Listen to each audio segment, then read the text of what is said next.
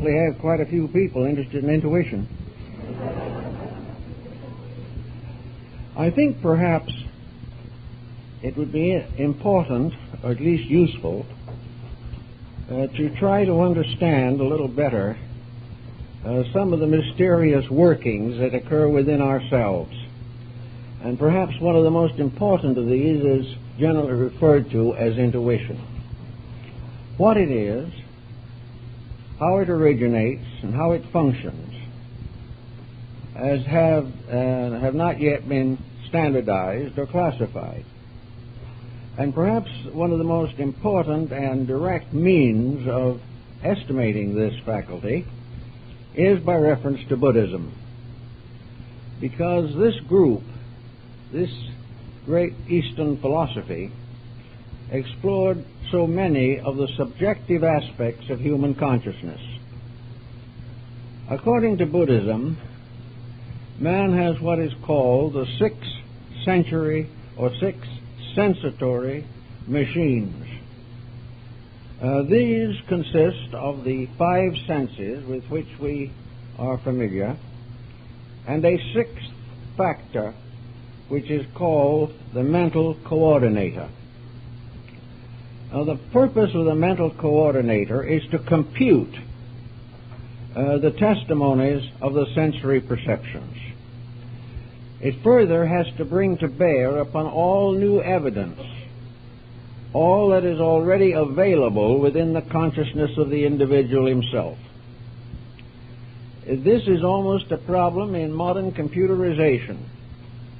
Every moment, testimonies of one kind or another are entering into our mental lives through the sensory faculties.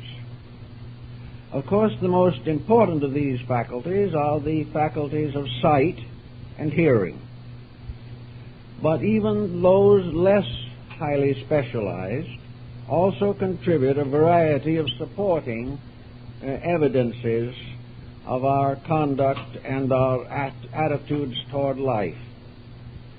The coordinator has as its primary function to digest and assimilate all new evidence and incorporate it into the permanent structure of human insight.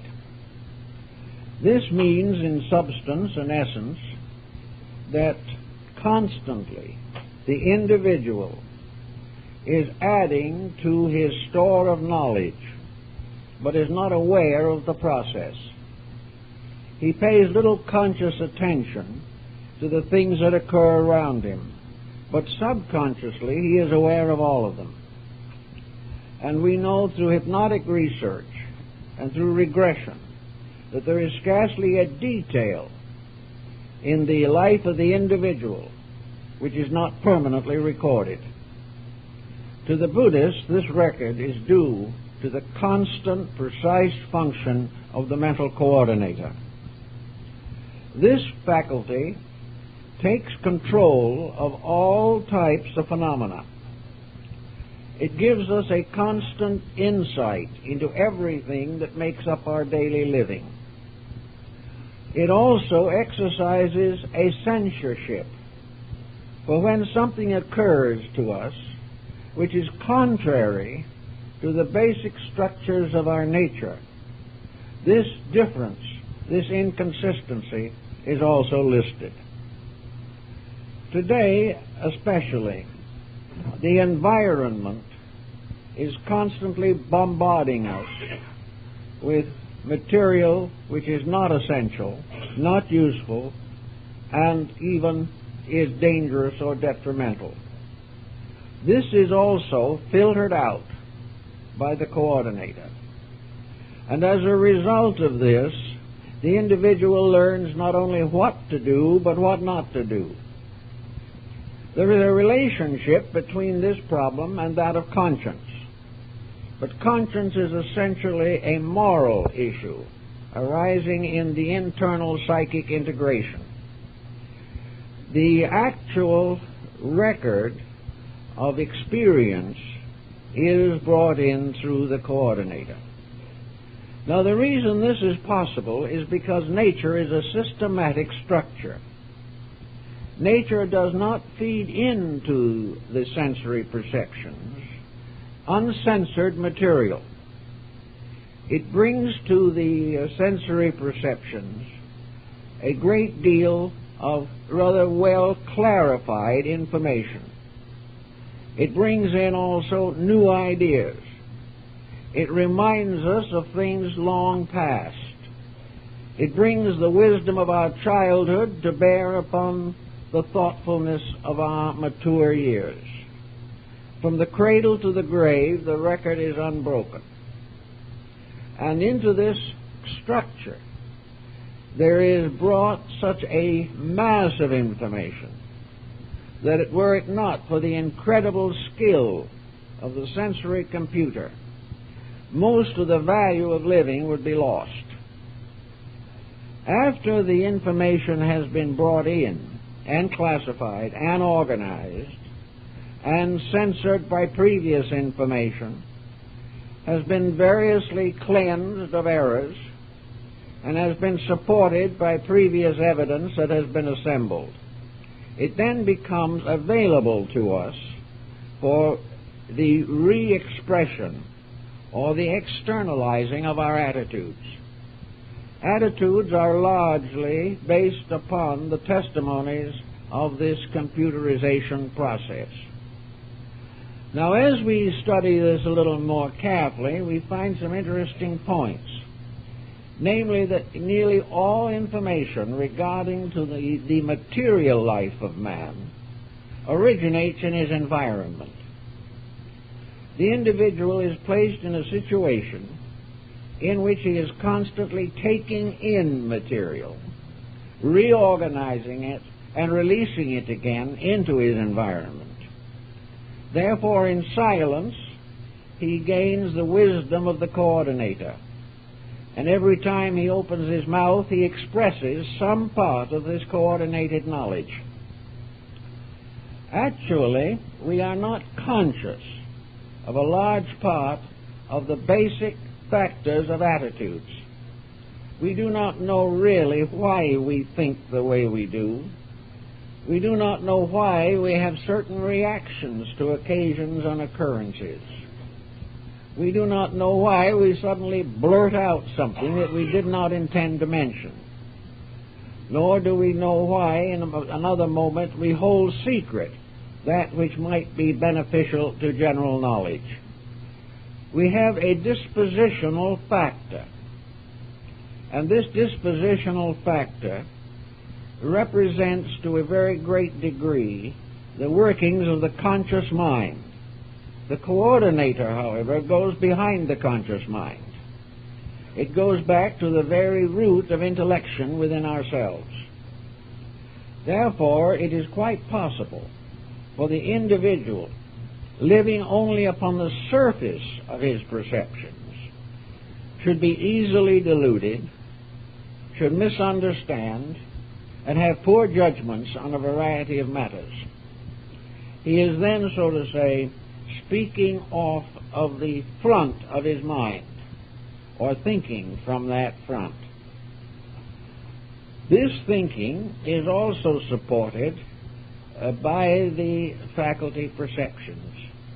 They not only testify to value, but in an undigested state, they bear witness to occurrences as they appear to be.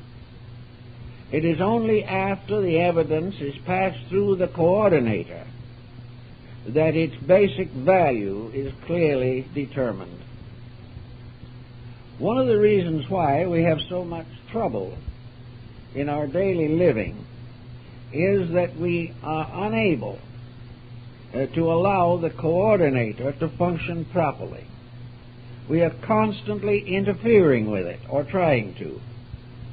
The interference is on the surface because we cannot get back into it. The interference arises from superficial thinking and undisciplined attitudes. The individual who is the hopeless victim of his own mental processes, or is completely dominated by his emotional intensities, is not aware of the availability of any higher form of thinking. He is simply limited to the immediate. That which comes in goes out instantly. But the record that passes through the coordinator still continues to exist, but is not so quickly or easily accessible.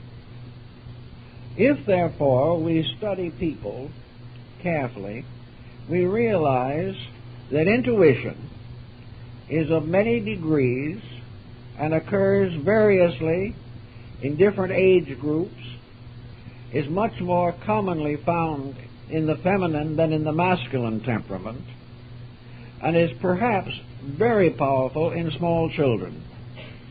This is due largely to the fact that the conscious mind has not interfered with the intuitional process, which has brought into play not only the evidence of the present existence, but to a large degree the balance of previous life patterns. This coordinator extends back through and into previous embodiments, because it is the reservoir of the complete accessible knowledge that the person has accumulated in his evolutionary process. This knowledge is not carried forward as simple incidents. It is carried forward in the form of general value, final conclusions, ultimate decisions as they arise in the processes of living. The intuitive person is most likely to be a person who is essentially mentally and emotionally honest. Intuition functions in spite of mental interference to some degree, but more clearly and completely where this mental interference is eliminated. Now, how do we eliminate the mental interferences that arise every day? How do we escape from false, superficial testimonies? The interval between the coordinator's function and that of the objective mind is greater than most people realize. The objective mind is simply arriving at a series of superficial conclusions on all subjects, whereas the coordinator brings out only a seasoned account. Now, the sensory perceptions have much more in them in the form of information than we first realize. But if we are constantly betraying the testimonies, if we fail to allow this coordinating process to function smoothly and directly, we are less intuitive. We are intuitive largely to the degree that we get out of the way of the computerizing process. If we constantly interfere with it, if we constantly go against its testimonies, if we constantly press our own personal attitudes against that which is best, we will have trouble. Now, intuition is most obviously available where there is less interference with the processes of learning. False learning betrays the coordinator, but does not attain a victory, because the coordinator sorts it out. But it can betray the conscious mind.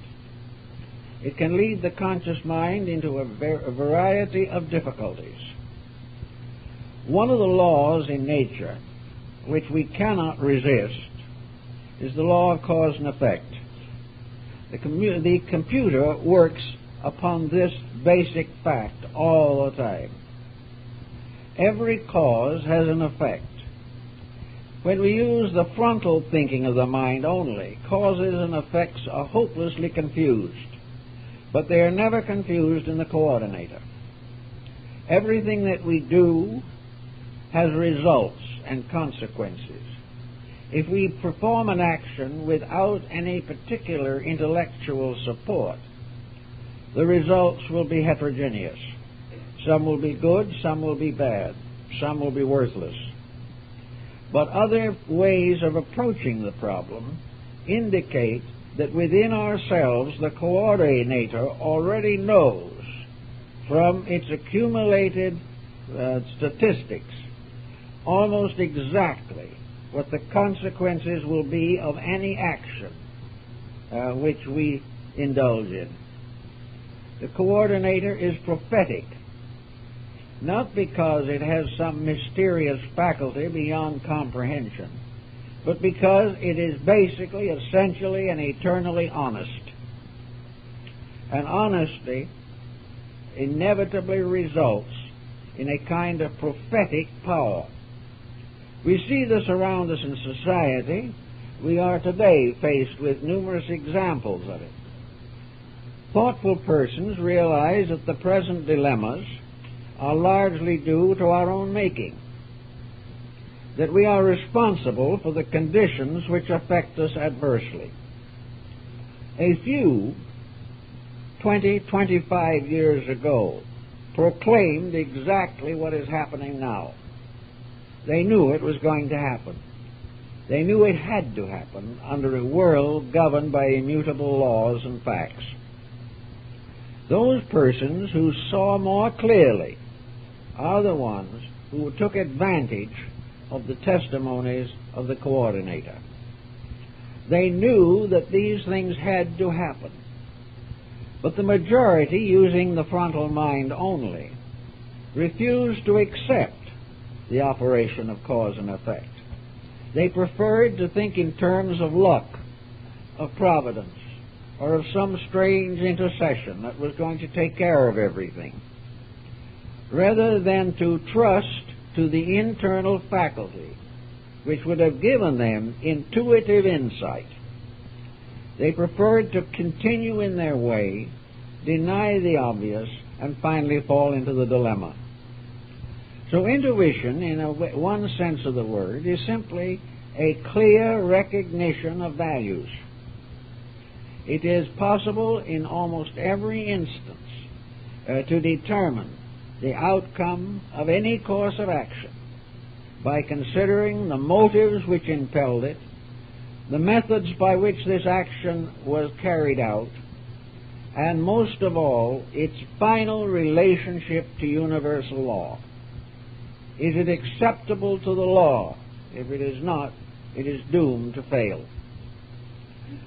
Actually, however, these large concerns are not always so obvious to us, for there are all kinds of experiences and circumstances which can affect the intuitional process.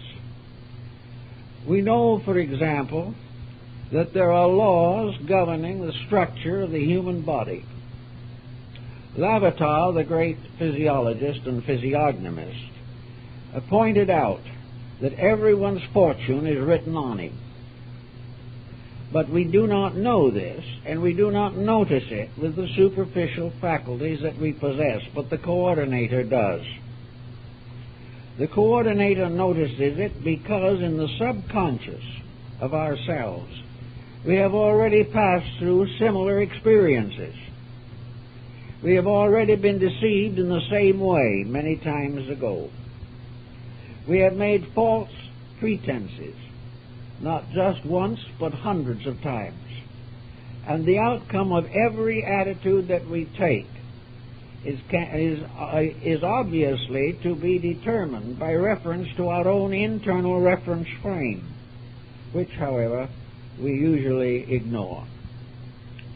There is no doubt in the world, for example, that the coordinator, looking at the face of a person, can tell almost certainly whether that person is honest or dishonest, whether they are happy or miserable, whether they are trustworthy, whether they are sincere in their relationships, whether they can be depended upon in emergencies, and also all of their befitting and bewildering inconsistencies will be stamped upon the face.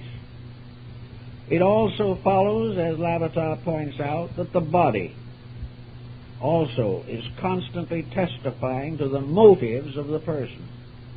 For long ago, in ages past, these motives shaped the body. And gradually, in each embodiment, the internal person gradually transforms the outer person into the semblance of itself symbolically. The way we walk, the way we use our hands, all these things tell what we are. Now, I think years ago I told you an interesting story, but it might be worth repeating in this context, that a bank teller was given a check to cash by an unknown person. The bank teller was suspicious. He did not know why he was suspicious, but he held back the check and asked an official of the bank to verify its authenticity. The check was a forgery. The teller was never able to say just how he knew it was a forgery. But he said when he looked at the man at the window, desiring to cash the check, he instantly knew that that man was dishonest. Now that would be called clairvoyance almost. Certainly an extrasensory decision, but was simply a plain state of the coordinator taking over. Inside of the individual, the background of his experiences, the people he had known, the lives he had lived, all of the incidents of life combined to make that decision possible. He was aware because in the coordinator a series of facts were assembled. He also was aware because of the distinguishing marks upon the face of the man. He did not know what those marks meant, but the coordinator did. It could read character because it was built upon the testimony of thousands of years of experiences by that entity in its evolution through the universe. All these different factors add to the development of an internal recognition, estimation, or analysis. We know that doctors who are really well versed in their professions are able to often diagnose a patient before he sits down for a diagnosis. The doctor knows what is wrong with the person when he enters the room. The doctor himself probably wouldn't be able to entirely explain the reason that he knows. But if we went into the coordinator, it would be the result of working with hundreds of persons, working with their problems, classifying their ailments, classifying the symptoms, and storing this all away in the inner consciousness. When need arose, therefore, it was available. One doctor told me that he was very reluctant to ask people to have elaborate tests and laboratory work. He said, I know what is the matter with them. I've instantly known it. But I have to tell them to go and have these tests, because if I do not, I could be sued for malpractice. If anything went wrong, even if it was the patient's fault, the doctor would be held responsible because he had not had the laboratory work done. Another very interesting field is in the ministry and the priesthood. The average priest or minister, in many instances, can tell immediately the problem of the person who comes to him for assistance. It is some way written on that person. It is not a transference of thought. It is a recognition of symptoms and a proper process of association of ideas. All these symbols add together to a directive, to an indication of that which is correct and that which is incorrect. Another thing that forms an assisting factor is that where we are long associated with people, we have a tendency to let down the barriers of our own judgment. We have a friend, who has been a friend for years. We know that friend has shortcomings. We know that they are not always just what they ought to be. But in the term of friendship, we overlook hundreds of little testimonies which should have told us something, so that when the friend in turn becomes an enemy, we are amazed, because we did not believe that this could happen. But it was happening all the time, only we didn't know it. If we had the coordinator operating correctly for us, we would have stored up all this back information. We would have discovered whether this person was lying long ago because of little fibs that didn't mean anything. We would know their attitude toward life by their relationships with their families, with their position in business, with their culture, their philosophy, their religious instincts and attitudes. All this would have told us something. But with a blanket of friendship thrown over all the evidence, when the break comes, we are amazed and perturbed. We have not allowed the coordinator to have its proper function. In order to have the best results from this intuitive structure within ourselves, it is necessary for the individual to relax away from false testimonies as they first arise to his perception. The individual must be without prejudice. He must not distort the impulses and instincts that arise within himself. If he is able to quiet the testimony of the frontal mind, he will then allow the intuitive faculty to move into domination of the circumstance. But while he is constantly interfering, he is not able to gain the assistance that he needs. All persons can be more intuitive than they are. But to be this, they must take their ground firmly upon the operation of universal law and be ever observant and mindful of the various conduct patterns of those around them and the conduct patterns which are arising within themselves. Otherwise, they block the intuitional process. One of the more common things that happens in connection with intuition is that it is likely to be most vibrant and vital while the body is at rest. This is why a large part of our what we might call archetypal dreaming, dreams that have meaning, come to us from the coordinator.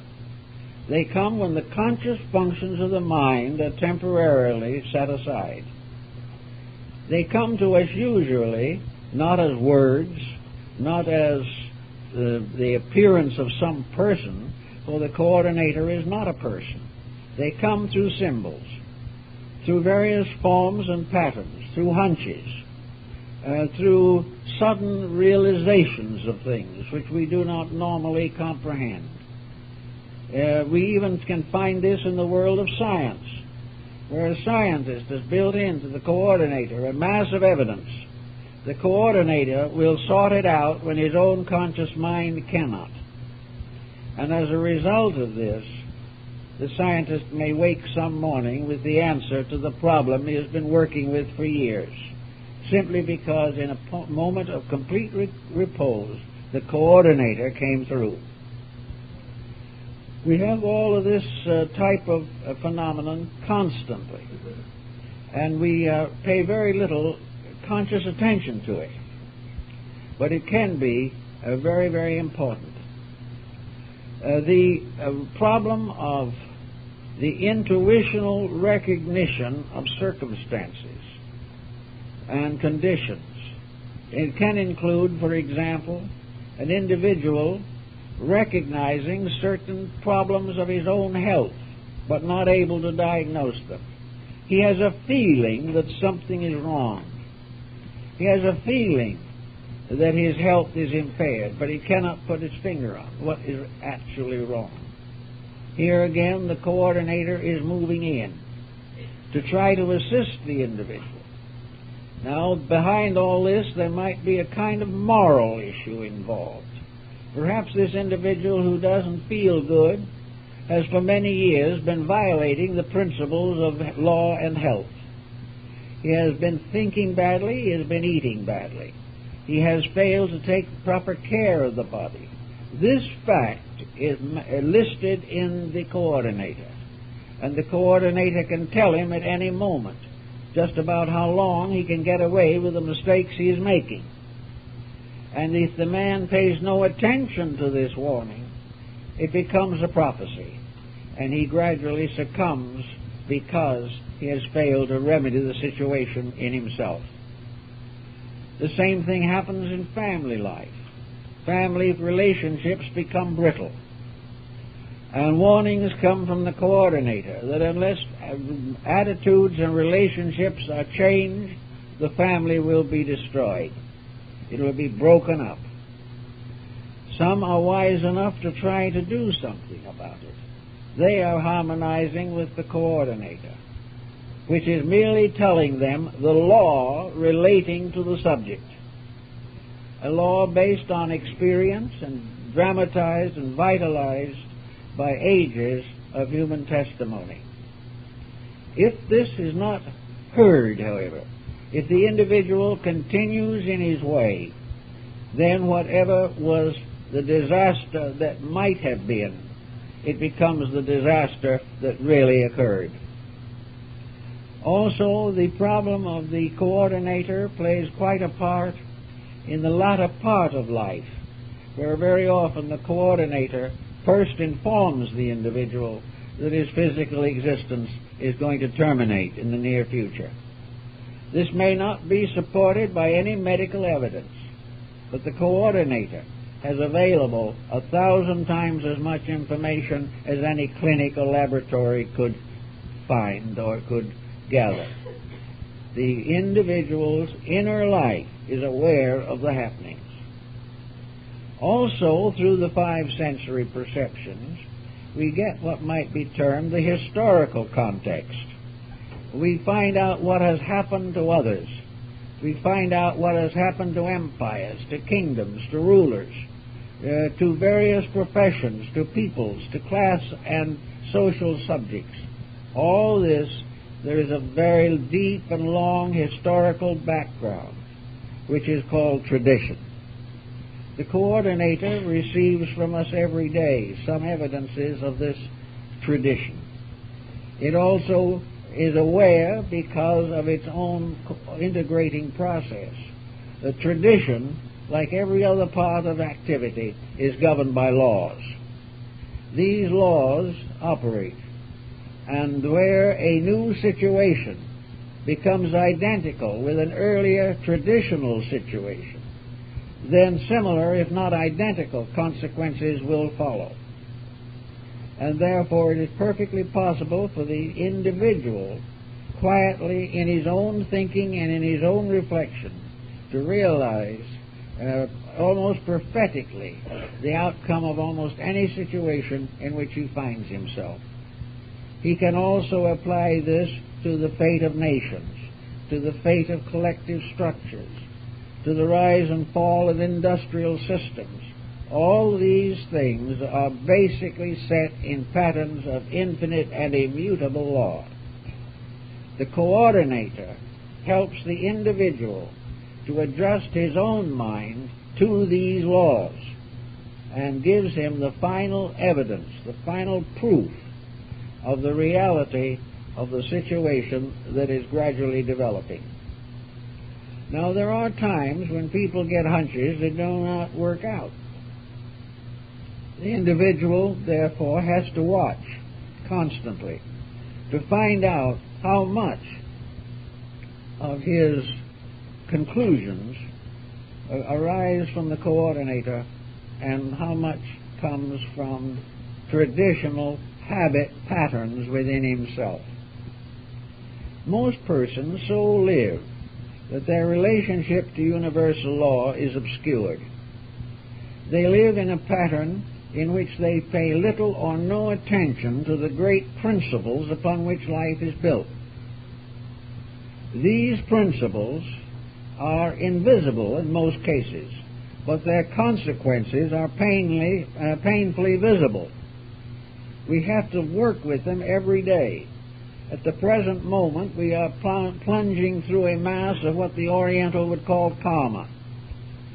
It is a condition in which, for ages, we have been building contrary to the rules of the game of life. The coordinator knows this, but the individual does not pause to consider. The individual, building largely upon the satisfaction of personal selfishness and ambition, chooses to ignore those truths which might give him a better relationship with life. We find this quite frequently in such simple and imminent circumstances as alcoholism. The average alcoholic knows that he's an alcoholic, or finds out in due time. He knows that he is playing a losing game. He knows that it will destroy all that is best in his life. Yet he will not or cannot change. And fully aware of the inevitable tragedy, he moves relentlessly toward it until finally it catches up with him. If he survives, perhaps he is a little wiser. This type of decision to do what one pleases at the expense of doing what one should is one of the factors that blocks the intuitive faculty in the individual. We all have it, because we all have behind us not only ages of personal growth, but a vast universal complex of factors which subconsciously we accept, even though we may ignore them consciously. How then should we start in to try to develop the intuitive faculty better than it is, so that it can serve us more efficiently when need arises? One thing we have to do is to gain some form of mental honesty. This is really the beginning of the whole mystery. It is not the end, for there is more to it than honesty, but honesty is probably the most important single ingredient. Honesty means that we must stop fooling or deceiving ourselves, especially to doing this knowingly. We must gradually reduce this error factor. We must stop thinking or feeling or acting dishonestly. Now, this is a very large order for most people. Many do not even realize that they are dishonest. They do not believe for a moment that their various prejudices have anything wrong with them. They have no realization that every day they are compromising principles in order to advance some personal desire. The individual wishes his own happiness first, but does most of his life working against this happiness by his conduct and his attitudes. Intuitive people are not always merely spiritual people, but many great mystics have been also extraordinarily wise in their internal visions. Very often the prophetic power is prominent in the lives of mystics. One of the reasons is that mysticism is a doctrine of humility. It is a doctrine in which the individual steps aside and allows the truth to live through him. Mysticism is a person in a very gentle, humble, kindly, unselfish relationship with life. The mystic expects to be a servant. He is a servant of truth, a servant of God, and a servant of his fellow men, regardless of his estates or dignities. It is then natural that the mystic, by having fewer false pressures upon his life, is able to release more of the internal computerization, because he is not primarily concerned with personal advantage. He is not trying to gain something for himself. He is not trying to twist facts to support his own preferences. We have, for example, in problems such as we face right now in national election, here we have all kinds of issues being pressed and advanced and sustained and denied by the various candidates for public offices. We find also that too many of the voters are listening for that particular statement which would be of the greatest personal advantage to them. They are not thinking of the common good, but they are thinking of protecting what they have, even if it is at the expense of what they are. This common practice affects both public and private life. Most individuals regard it as proper to live this span of life to personal advantage as far as they can. Personal advantage is very often contrary to common good, and also contrary to the testimony of the computerizing factor. To escape this, or to at least outwit it in part, the individual must gradually release himself from attitudes which are not morally right. It's a matter of dishonesty in many instances. It's a matter of self-gratification in others. It is the advancement of career, the accumulation of wealth, and the desire to shine in society. These become the false reasons for life, while they dominate, and their voice is heard louder than the voice of the computer.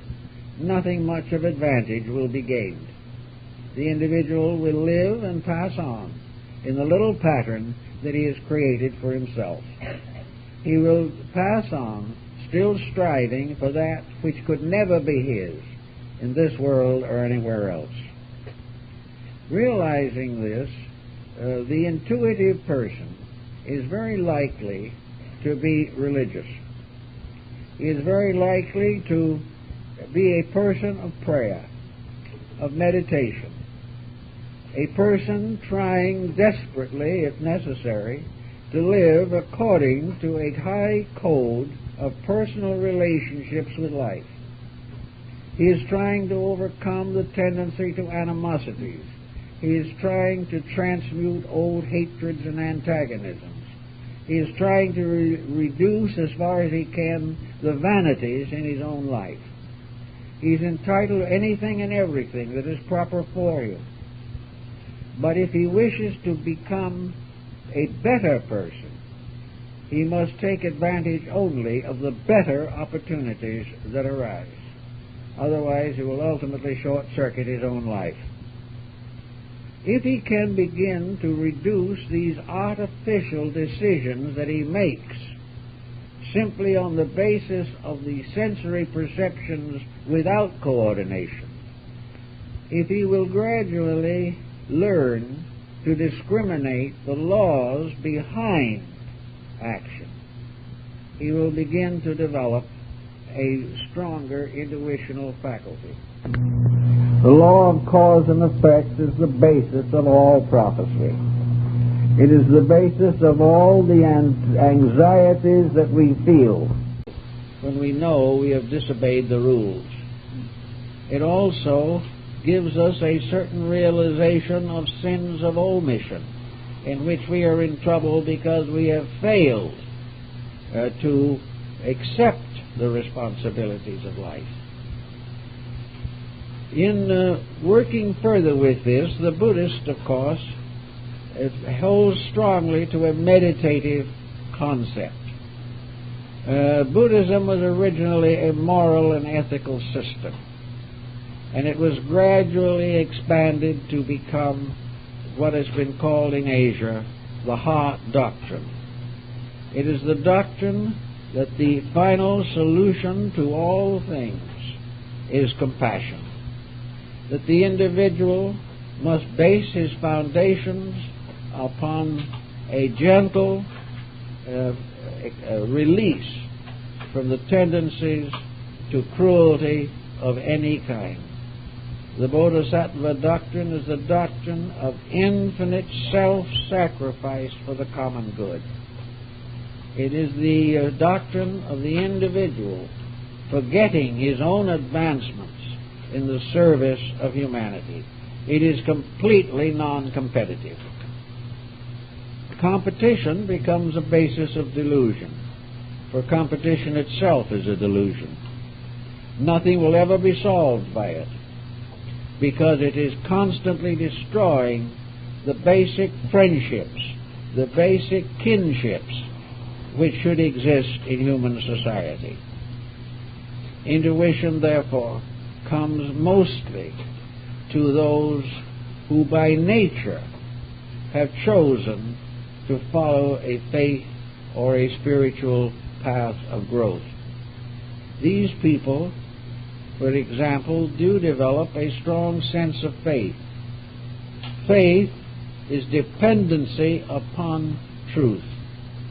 It may be also called a dependency upon God, because in the highest analysis, God is truth.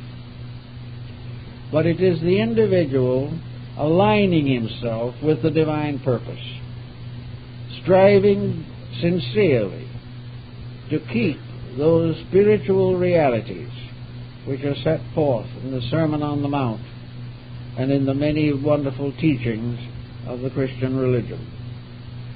Here we have something that is contrary to human attitudes, but unfortunately for man is in perfect accord with the laws of existence. And we are told in the words of the Masters that blessed are the meek, for they shall inherit the earth. God's meek are those who quietly and gently accept the universal plan. They are the ones who strive definitely every day to keep the rules, fully aware that in those instances the rules will keep them.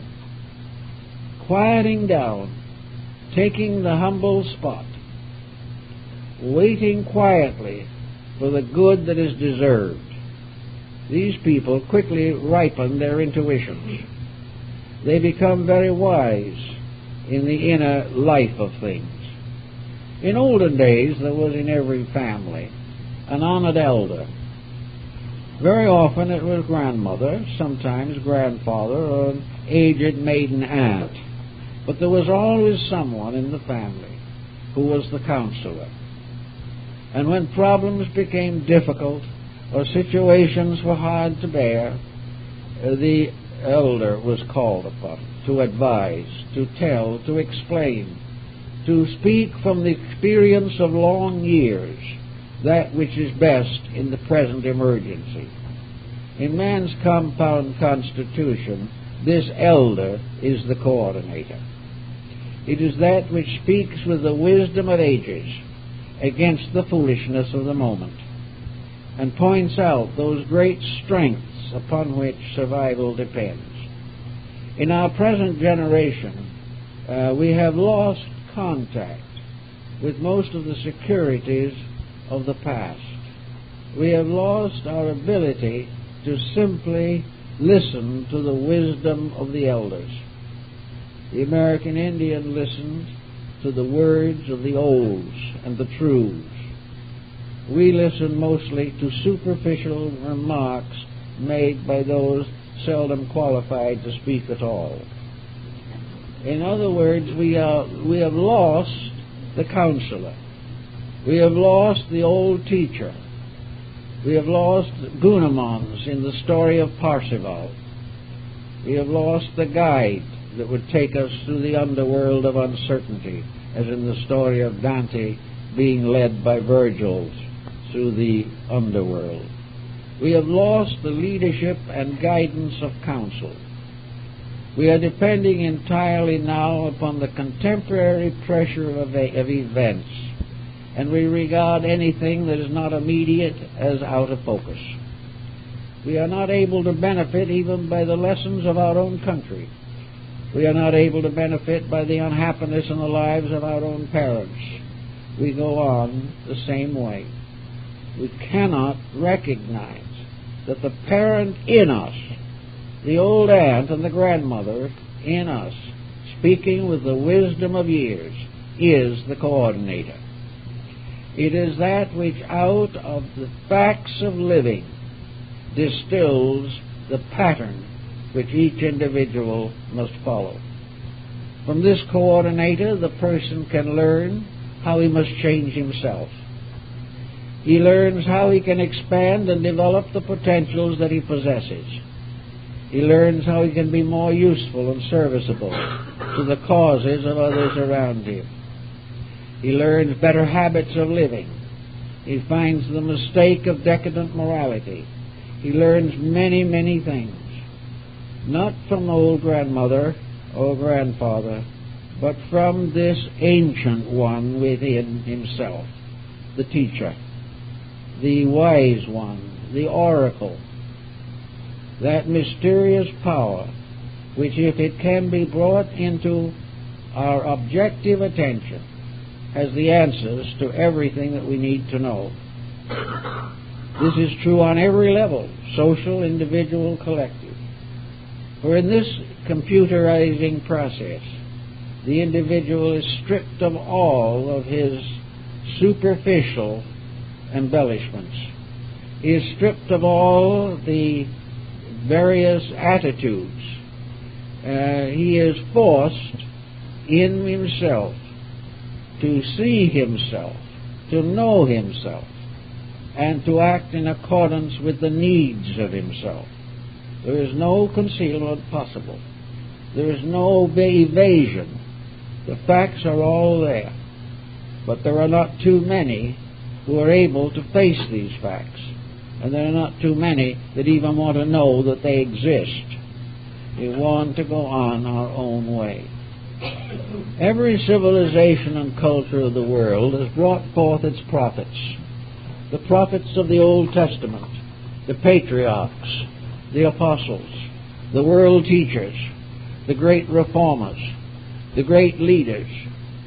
These persons were actually outstanding examples of the possibility of bringing the coordinator into objective manifestation. Wherever these prophets spoke in the Bible, we are told that they spoke upon the authority of God. The authority of God is the authority of truth. And the authority of truth arises from the individual's achievement of a basic factual existence within himself. Truth is, for each person, the truth of himself. The truth for every civilization is merely the statement of the laws governing that civilization and the inevitable consequences of action, constructive and destructive. The prophets of the Scriptures warned the kings and the princes of the fall of their empires. They warned individuals of the sorrows and miseries of their personal corruptions. And many times these prophets were heavily punished by those who did not want to know the truth. And in ourselves, when an unhappy or unpleasant truth presents itself, we are apt to punish it rather than ourselves. We do not want to face these things. But until we face them, we cannot develop and perfect the instrument which we possess. This body is a magnificent instrument. It is far greater than we even suspect with all our researches and all our studies. It is something that man will never be able to equal by mechanical means. No matter how far he advances computerization, he can never achieve what is achieved within the person himself. For this computer in us is alive. It is not something that is merely machines and tapes and mathematical formulas. It is a living computerization of action. It is a living, constant expression of all of the needs and requirements of the person. It makes possible for him the complete reestablishment of his own life. But he has to call upon it. And many mystics, in their meditations, like Bamey or Eckhart, these mystics felt that God spoke to them, that in some mysterious way the Holy Spirit descended upon them. The Holy Spirit and this mysterious inner voice, this mysterious power which gave an accuracy to every thought and made every statement a revelation, was actually derived from this computerization process within human consciousness itself. This does not mean that God is not in the business. It means that actually this whole computerization process is a divine process. It is a process not based upon materialism, but upon the exploration of the spiritual potential of the human being.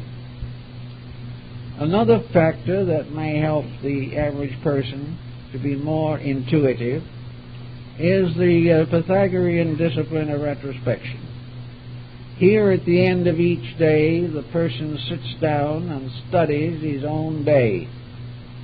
He analyzes and examines every single thing that had any meaning whatever in his procedures. He is especially mindful of his own reactions to the various challenges of the day. Was he annoyed by the phone call?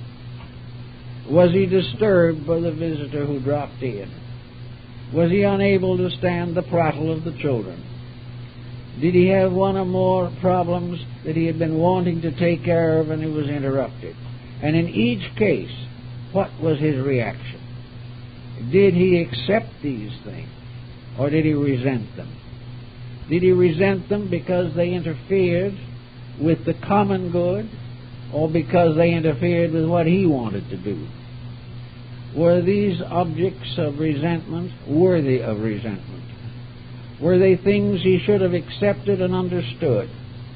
Did they ruffle him to the expenditure of vital energy so that he wasted life as well as time? Was he able to quietly and peacefully move through confusions, through dissonances? Was he able to keep the truths of life very bright under the small irritations which are apt to disturb us? If he finds himself to be brittle, sharp, if he finds himself to be inclined to nag or to escape, and if caught in a mistake to try and deny it, or still further caught to try to prove that the mistake was right, all these things represent attitudes of the mind, and these attitudes are detrimental to the achievement of an intuitive understanding of life. Unless the channels are kept open to that which is better than we are, we will remain as we are, and that is not good enough. So we can watch these little details every day and begin quietly correcting the weaknesses in ourselves. Did we have a splurge of extravagance that we shouldn't have splurged? Did we buy things that were useless? Did we allow vanity to involve us in debt? All of these things are recorded in the coordinator. There is not one single detail of attitude that is not the effect of a cause and the cause of an effect. And that which we do in a moment of indecision or indiscretion, we must face in the future. Reduce, therefore, as far as possible, all attitudes which are inconsistent with peace of mind, inconsistent with integrity. If it is necessary to defend a principle, we will defend it to the end. But if we try merely to defend an opinion, we may all be in trouble. So we gradually move the foundation of life from the passing effects of the moment to the solid foundations of principles. Principles must operate. They must guide us and direct us. As we gradually relax away from wasting energy and time in purposes and circumstances that are meaningless, we can quiet down some of this restless spirit that perturbs us all. We can be quiet. We can weigh all things. We can be like an honest judge upon the bench, whose decision is to be based upon truth only and upon true evidence, and never upon gossip, hearsay, or unsupported claims.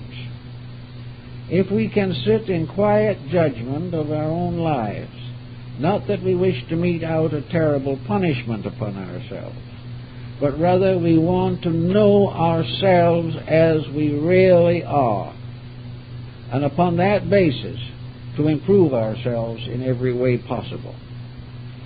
As we become more thoughtful, we know that true thoughtfulness gradually ties in with the mental coordinator.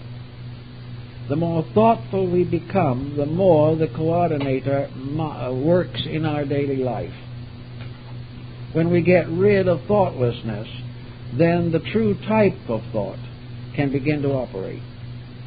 And the mental coordinator will enable us to plan our lives to the very end at any moment that we wish to do so. It can also show us why we are where we are and what we are today. It can gradually move us from a career of accidents to a career of purposed endeavors.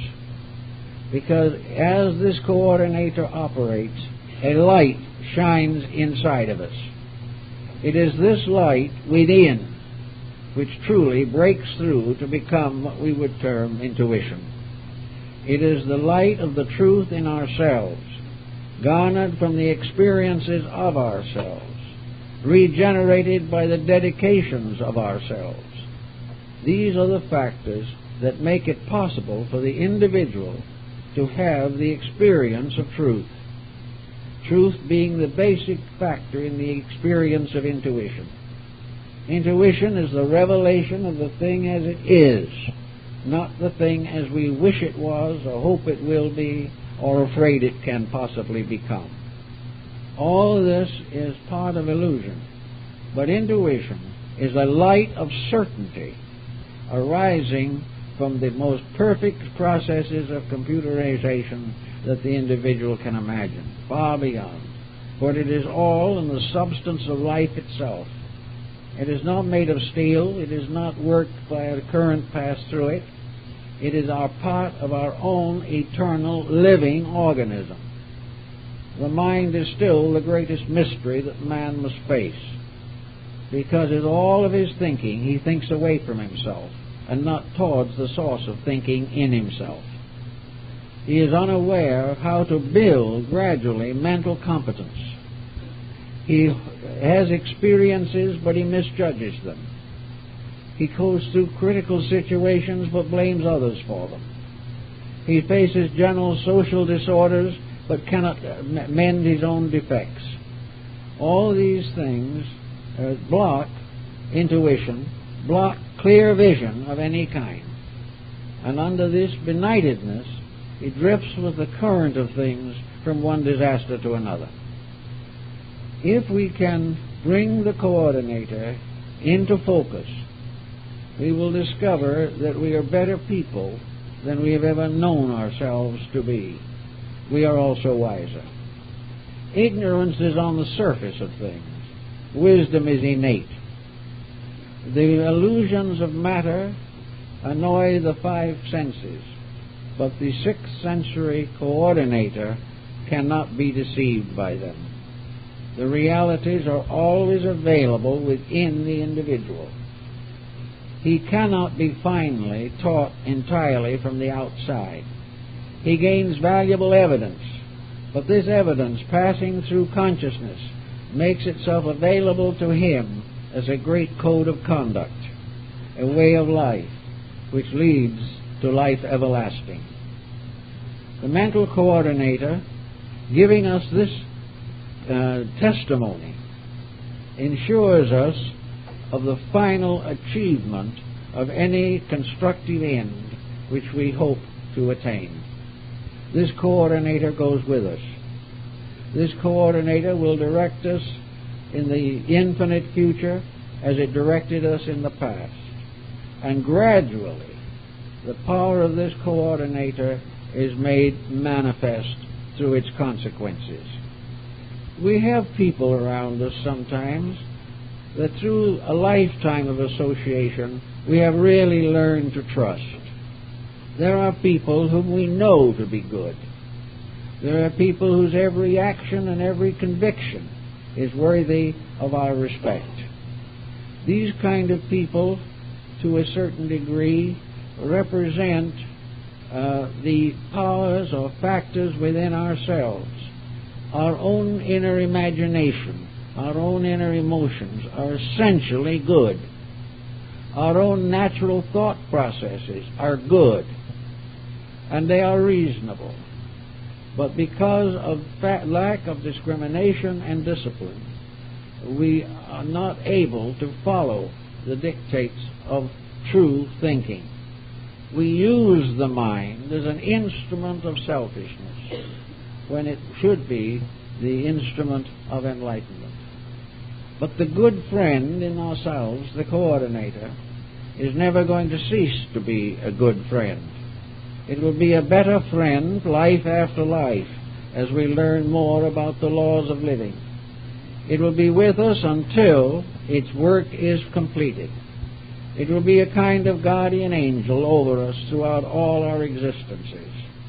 It is that thing within ourselves which cannot be destroyed, which cannot be perverted, which cannot be indefinitely ignored. Little by little, the inner takes victory over the external.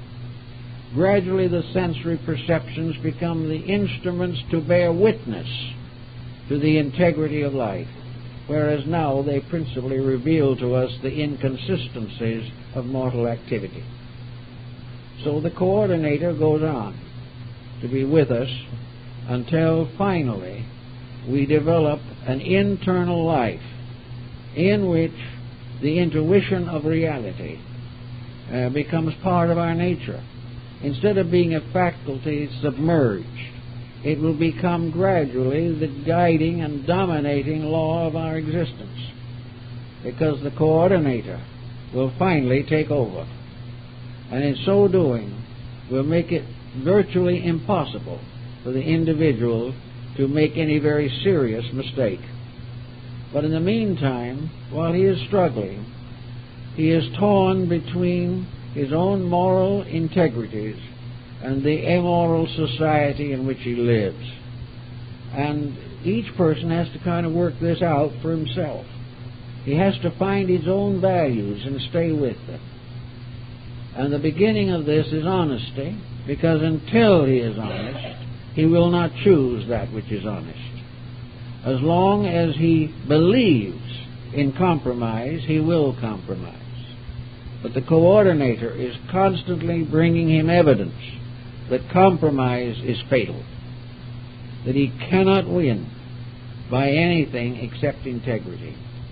The only way he can abide in the grace of God is by obeying the will of God.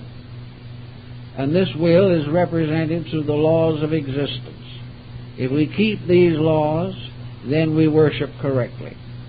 It is not what we name the deity, but how we live according to its principles that becomes the vital and important factor.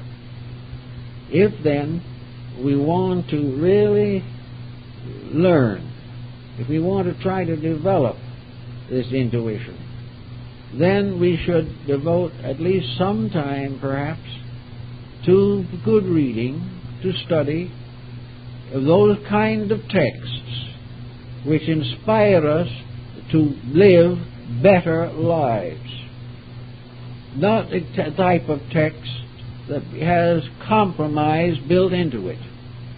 Not a text which will cause us to assume that we are independent of the absolute responsibility of life. It should never read evasion literature of how to get out of doing what is right, or how to allow self-will to build a fortune for us. This is not the type, but serious and thoughtful things that inspire us more strongly, meditatively, to the expression of our integrities. One of the principles of the ancient oracles of Greece was that the gods always spoke in verse. Prose was the language of mortals, poetry the language of the immortals. And many very great works in poetry have tremendous moral and spiritual qualities, for in some mysterious way poets are more often given to intuition than those in other more intellectual or scientific fields of endeavor. Poetry is a very good source of inspirational insights. Then, in our daily contact, we must try as much as we can to keep all of those rules which we are taught to be indispensable. One of the great rules is that the individual should avoid luxury. He should avoid things which bind him to the earth. He should avoid the process of building up a standard of living when he should be trying to build a standard of life. He should be moderate in all things. He should be interested in the common good. He should be neighborly and friendly. He should try to hold the confidence of his children. He should do everything possible in his own way to help others to live according to a code of personal integrity. By setting an example of this, and by sharing this wisdom with others, the individual also discovers that the more he gives of wisdom, the more he has. In giving good counsel, the individual, in forgetting himself, often releases intuition. I have noticed on many occasions that an individual comparatively uninformed, when asked to help, to advise a person in deep trouble, a very humble person will give advice that the greatest philosopher could not equal. Because in the state of very simple service and affection and friendship, we release ourselves from the tyranny of these personal attitudes. And when we are trying to help another, we probably help ourselves most of all, but we do not even know it. And we could not probably live what we have advised the other person to do. And this is one reason why we have to watch the coordinator. Because the moment we advise an individual to a certain course of life, we must ask ourselves whether or not we need the same advice. And if we do need it, perhaps it has come to us through this intuitional flash when we try to help someone else. Watch the intuitional releases as they come along. Whenever you feel a very definite sense that something is wrong, try to find out why. Try to find out what testimonies bear upon this matter. Do not blame other people, because we are all subject to law. And when another person breaks the law, that is his problem. When we break it, it is ours. When we both break it, it is war. And this has been our problem for many ages. So we try always in simple, quiet, meditational ways to visualize the integrities of life. We sense within our own depths this power that is forever building upon our experience. If that was not true, what good would the experience be? What value would life have unless it was a record of growing? In some mysterious way, everything that happens has to happen to bring about the most necessary improvements of living creatures. If it was not for this, what value could we place upon anything? Why be born? Why grow and suffer? Why age and die? If it has no meaning except in terms of this little shadow in which we live. That out in space and everywhere else there is nothing but some vast blind force moving. And this blind force pushes us and pulls us from one inconsistency into another. Such a life is inconceivable. Such a plan could not be implied as arising in a divine being. If the Lord of it all is all-wise, all-knowing, and all-good, then the plan must be for the greater good. There is a reason for everything that happens, and that reason is to help us to grow. And the moment something happens, we must try to understand by quiet thoughtfulness how this is going to help us to grow, how it is going to bring us nearer to the full purpose for which we were created. If we can quietly contemplate this in peace and without any evasions or excuses, and try to understand prayerfully and in mystical contemplation the reason for that one little incident that happened today, we may find in that instant the flash of intuition. We will suddenly know why it happened. Then the sky will close again. Plotinus, the great mystic, said that only on 2 occasions did he receive the direct impression of his God. This direct impression was a revelation of character. It was instruction as to what to do and how to do it. And it was, in this sense of the word, a clear expression of the intuitional power. So when we need intuition, we will have it. If we have it a little already, it will grow. But to make it grow, we must listen to it. We must obey its counsel. We must verify that it is really intuition and not simply self-interest masquerading under a spiritual appearance. We must test the spirits.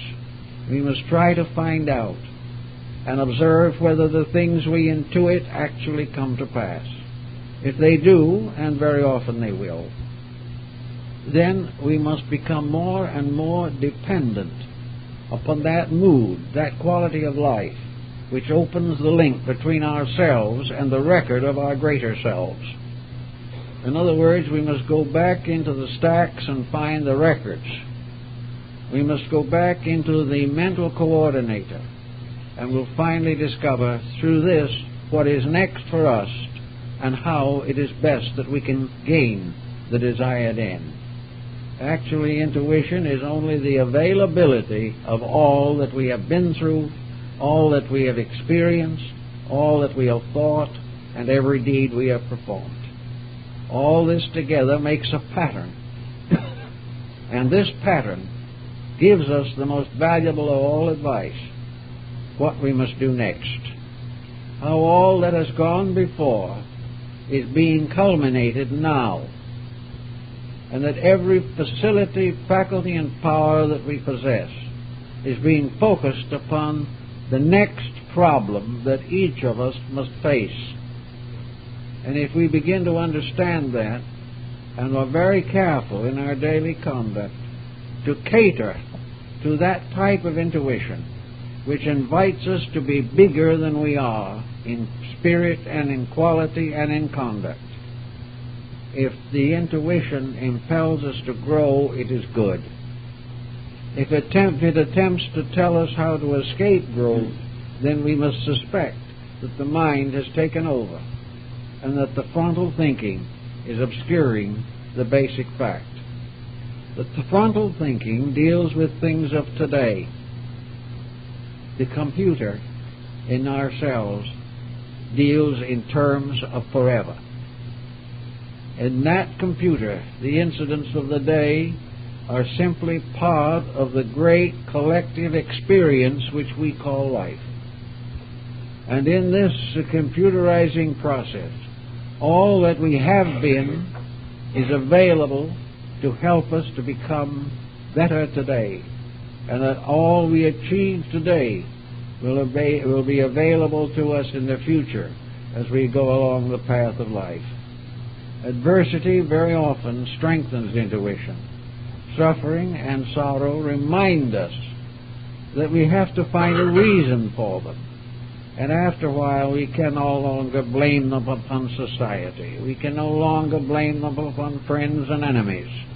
We have to come face to face with the fact that our life is the result of the degree of inner insight that we are able to focus upon the issues of the present day. More and more, as we grow in that dimension of feeling, as we become more conscious of this process, our intuition will enlarge accordingly. And we will find that intuition, the growth of it, is merely the revelation of it. It is merely that which is coming through, making available to us what we must know next in order to grow according to the archetypal pattern by which we were created. Intuition is a very wonderful thing, but it is a reward. It is a fruit. It is the harvest of the individual's dedications, his achievements, his longings, his yearnings, and his desire to understand his true place in the divine plan of things. And when he achieves to this, he will find that this intuitive faculty, like the old teacher, will be more and more available and will assist him constantly in the fulfillment of himself. Because actually this old teacher is also himself. It is the submerged part that he no longer remembers. But sometime everything that has been secret shall be made known, and everything that is hidden shall come to light.